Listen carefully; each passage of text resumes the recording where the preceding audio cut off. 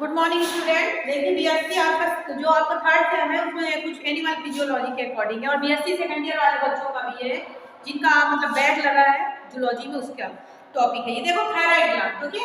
Thyroid gland, thyroid, अभी मैंने इसके पहले जो वीडियो बनाई थी उसमें मैंने आपको क्या बताया था, अंतःस्रावी जितने भी जो हार्मोन्स होते हैं और नलिका युक्त नलिका विहीन वाहिनियां जो होती है और कितने प्रकार की क्या होते हैं ग्रंथियां होती हैं। तो मैंने आपको बताया था एंडोक्राइन ग्लैंड होती है, मिक्स ग्लैंड होती है, देन इसके बाद क्या होती है, गोनाड्स होती है। उसी में से मैं आज हार्मोन्स पढ़ा रही हूँ। तो हार्मोन्स में आप देखोगे फर्स्ट है थायराइड ग्रंथि। थायराइड ग्लैंड या थायराइड ग्रंथि क्या कहलाती है? देखो सबसे पहले ओरिजिन या जो ये देखिए थायराइड ग्लैंड का मैंने डायग्राम बनाया। ओरिजिन जो होता है या उत्पत्ति जो होती है एंडोडर्म, भ्रूण के एंडोडर्म इस तरह से उत्पन्न होती है। कहाँ उत्पन्न होती है? भ्रूण के एंडोडर्म से उत्पन्न होती है, ओके। आप इसका डायग्राम देख पा रहे होंगे, ये मैंने बना के रखा है। देन इसके बाद आपको बताऊंगी पोजीशन, ओके। तो पोजीशन क्या होती है कि जो थायराइड ग्लैंड जो होती है गर्दन के श्वसन नलिका स्वर यंत्र को जोड़ने वाले, मतलब ये ट्रेकिया लगा हुआ है। देखो ट्रेकिया के साथ साथ ये कौन सी भाग? लैरिंग्स है। ये कौन सा भाग कहलाता है? लैरिंग्स वाला भाग कहलाता है ये वाला। देन इसके बाद देखो थायराइड ग्लैंड, ये दोनों तरफ जो लगी हुई है ये थायराइड ग्लैंड कहलाती है, ये ट्रेकिया कहलाता है, ठीक है। और इसमें देखो क्या कहलाता है? इस्चियम भाग होता है। साथ ही इसमें फर्स्ट भाग में देखो तो पैराथायराइड होगा, ये थायराइड ग्लैंड का डायग्राम है। तो जो इसकी पोजीशन जो होती है, तो ये मनुष्य ग्रंथि गर्दन जो होती है उसे श्वसन नलिका के अधर तल पर दोनों तरफ पाई जाती है, ठीक है। और जो मेढक, आप एक चीज याद रखना, मेढक के पेट में या लागा से यदि शिशु से हम थायराइड ग्लैंड निकाल देते हैं तो उसका रूपांतरण नहीं होता, क्योंकि वो मेटामॉर्फोसिस के लिए थायराइड ग्लैंड जरूरी होती है।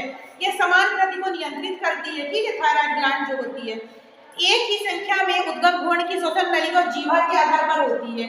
अब स्ट्रक्चर देखोगे तो स्ट्रक्चर आप संरचना देखोगे, अगर एग्जामिनर पूछता है कि आपकी थायराइड ग्लैंड कहाँ पाई जाती है, भ्रूण के एंडोडर्म स्तर पे ये पाई जाती है तथा ये भ्रूण जो श्वसन नली में जीवा में होता है। अब इसका स्ट्रक्चर में आप देखोगे कि इसकी जो संरचना मनुष्य में लगभग 30 से 35 ग्राम होती है। कितनी होती है? 30 से 35 ग्राम तक होती है। ये अंतःस्रावी ग्रंथि कहलाती है। क्या कहलाती है? अंतःस्रावी ग्रंथि कहलाती है। दो पालियों में बनी होती है, मतलब क्या, दो लोब पाए जाते हैं, दो लोब पाए जाते हैं। इसके स्ट्रक्चर में आपको दिख रहा है दोनों पार्ट में इधर उधर स्थित होती है, ठीक है। इनमें एक संयोजी ऊतक की पतली अंतस्थ पट्टियों से जुड़ी होती है। संयोजी जो कनेक्टिव टिश्यू के द्वारा ये जुड़ी हुई होती है पतली परत द्वारा। उसमें संयोजी ऊतक को क्या कहते हैं? स्टियम भी कहा जाता है। थायराइड पुरुषों की अपेक्षा थोड़ी बड़ी, याद रखना, स्त्रियों की थायराइड ग्रंथि पुरुषों की अपेक्षा थोड़ी बड़ी होती है। जो स्त्रियों में, फीमेल में थायराइड ग्रंथि पाई जाती है पुरुषों की अपेक्षा थोड़ी बड़ी होती है। संरचना की दृष्टि से आप देखोगे तो संयोजी ऊतक एक ढीले स्ट्रोमा या खोल द्वारा पुटिका द्वारा व्यवस्थित रहते हैं, ठीक है। पुटिका गुहा में गाढ़े रंग का आयोडीन युक्त पदार्थ भरा, इसमें गाढ़े रंग का आयोडीन युक्त पदार्थ भरा हुआ होता है। वो आयोडीन युक्त पदार्थ जो भरा होता है जो कोलाइड के समान होता है, जिसे आयोडोथायरोग्लोबिन कहते हैं। कभी एग्जामिनर पूछ सकते हैं कि थायराइड के अंदर कौन सा पदार्थ भरा होता है, तो कोलाइड फॉर्म में होता है, जिसे आयोडोथायोग्लोबिन नामक पदार्थ इसके अंदर लिक्विड फॉर्म में भरा हुआ होता है। ये क्या पारदर्शक होता है। ग्रंथि में हार्मोन को क्या निष्कासित करता है। ये मनुष्य में ऐसी अंतःस्रावी ग्रंथि है जो हार्मोन के सिक्रेशन में पुटिका द्वारा स्रावित की जाती है, ठीक है।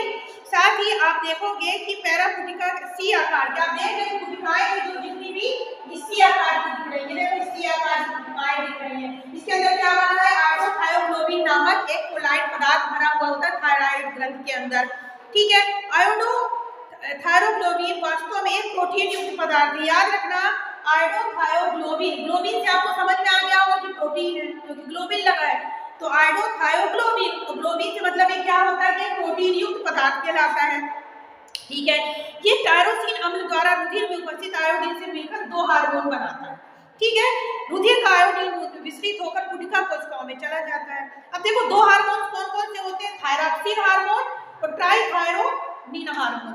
तो दो कौन से हार्मोन सीक्रेट करती है थायराइड ग्लैंड द्वारा होता है? तो पहला क्या होता है? थायरॉक्सिन।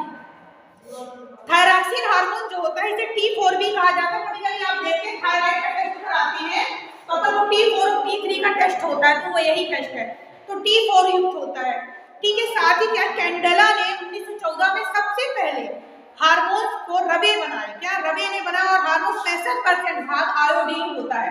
याद रखना कि हार्मोन में 65% भाग आयोडीन का होता है, जो शरीर की विभिन्न क्रियाओं को नियंत्रित करता है।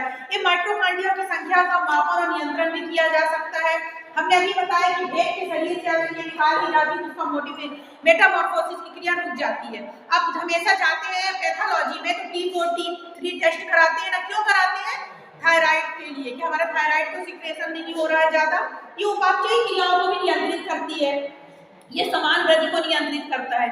तो आप याद रखो, पहला कौन सा हार्मोन बताया हमने? Thyroxine hormone. एग्जामिनर पूछ सकते हैं कौन से दो हार्मोन होते हैं, तो पहला थायरॉक्सिन हार्मोन होता है, दूसरा ट्राई आयोडोथायरोनिन हार्मोन। तो दूसरा हार्मोन जो होता है उसे T3 कहते हैं, एक T3 और दूसरा T4। तो T3 जो होता है ये हार्मोन कहलाता है ट्राई आयोडोथायरोनिन हार्मोन।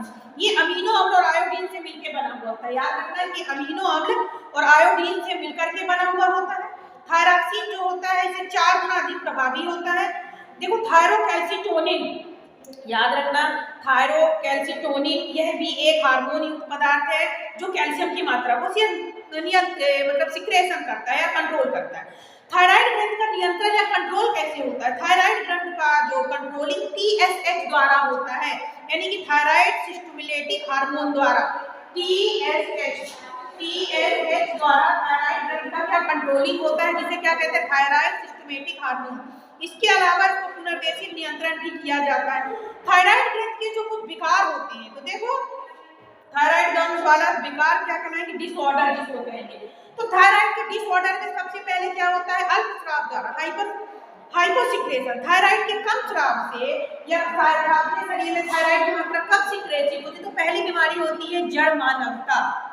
याद रखना, अगर डिसएडवांटेज यानी इसका क्या पूछ रहा है, इसकी मतलब कमी क्या होती है, तो थायराइड हार्मोन, थायरॉक्सिन हार्मोन की कमी से पहली बीमारी जड़ मानवता होती है, ठीक है, जिसे हम क्या कहते हैं? सिंपीजिया नामक बीमारी है। इसमें क्या बच्चों में थायरॉक्सिन की कमी हो जाती है,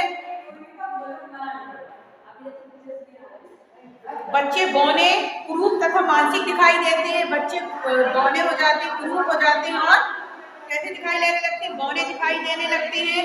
मानसिक दर्द कम विकसित होते हैं, यानी मेंटली डिसऑर्डर रहते हैं। मोटे, पेट बड़ा होता है, जननांग कम विकसित होते हैं। ये क्या कहलाती है? जड़ मानवता के लक्षण। याद रखना, 16 मरीजों के शरीर में थायराइड ग्रंथि के महत्व को जानने के लिए कोचर नामक वैज्ञानिक ने इसकी बारे में बताया। तो पहला हो गया जड़ मानवता, ठीक है। दूसरा बीमारी जो होती है आपको मिक्सीडेमा। दूसरी बीमारी जो होती है थायरॉक्सिन हार्मोन की कमी से मिक्सीडेमा।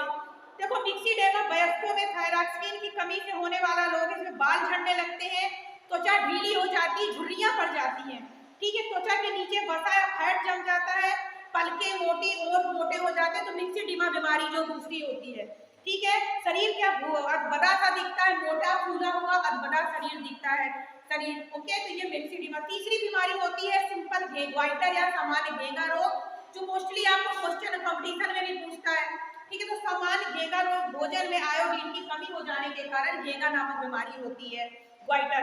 ये थायरॉक्सिन बनने का क्या होता है कि जब थायराइड ग्रंथि फूलकर अधिक थायरॉक्सिन हार्मोन बनाने का प्रयास करती है, तो थायराइड ग्रंथि में गर्दन फूलकर मोटी हो जाती है, जिसे हम घेंगा रोग कहते हैं। आपको मालूम होना चाहिए कि 0.5 ग्राम पोटेशियम और 100 ग्राम नमक का मिश्रण खाने से बीमारी नहीं होती। 0.5 gram potassium, okay, then 100 potassium iodide. याद रखना KI या पोटेशियम आयोडाइड कितना होना चाहिए? 0.5 ग्राम होना चाहिए। और 100 ग्राम क्या होना चाहिए? इसमें नमक को खाने से बीमारी नहीं होती। चौथी बीमारी होती हाशीमोटो रोग हो जाता है। देखो थायरॉक्सिन की कमी से होने वाला रोग एक हाशीमोटो रोग होता है। इसमें क्या होता है? विदेशी पदार्थों के व्यवहार, दवाइयाँ क्या होती हैं? थायराइड ग्रंथि नष्ट कर देती। कुछ ऐसी दवाइयाँ अपन खाते हैं जिसके कारण थायराइड ग्रंथि नष्ट हो जाती है, जिसे हम हाशीमोटो रोग कहते हैं। थायराइड ग्रंथि से बनने वाले पदार्थ का सिक्रेशन नहीं होता, इसलिए याद रखना थायराइड की आत्महत्या भी कहा जाता है। किसको? हाशीमोटो जो रोग जो होता है उसमें थायराइड ग्रंथि नष्ट होती है, इसलिए इसको आत्महत्या भी कहा जाता है। थायरॉक्साइन को कृत्रिम रूप से संश्लेषण किया जाता है। इसमें अधिक स्राव से क्या होता है? देखो थायराइड ग्रंथि के अधिक स्राव से क्या तापक्रम बढ़ जाता है, मनुष्य में जाड़े में गर्मी महसूस करता है, थायराइड ग्रंथि में गांठें पड़ जाती हैं, शरीर विकृति हो जाता है और एक आपको ग्रेव्स रोग हो जाता है। थायराइड का आकार अगर बढ़ जाता है, थायराइड ग्रंथि ज्यादा सिक्रेसिस होती है तो ग्रेव्स नामक रोग हो जाता है। ठीक है, भोज्य पदार्थ में पचाने में बहुत ज्यादा प्रॉब्लम जाती है, मेटाबॉलिक क्रियाएं नियंत्रित नहीं होती, हृदय गति बढ़ जाती है, एक्सोपैल्थेमिक ग्वाइटर नामक बीमारी हो जाती है। इस रोग में नेत्र क्या होते हैं, पीछे वसा जम जाती है और नेत्र बहुत फैले हुए आगे उभरे हुए दिखाई देते। स्टूडेंट, आज जो टॉपिक मैंने बताया बहुत इंपॉर्टेंट टॉपिक है, बिकॉज आपके जीके से भी, जनरल नॉलेज के लिए भी इंपॉर्टेंट है, देन आपकी थ्योरी के लिए भी। Thank you.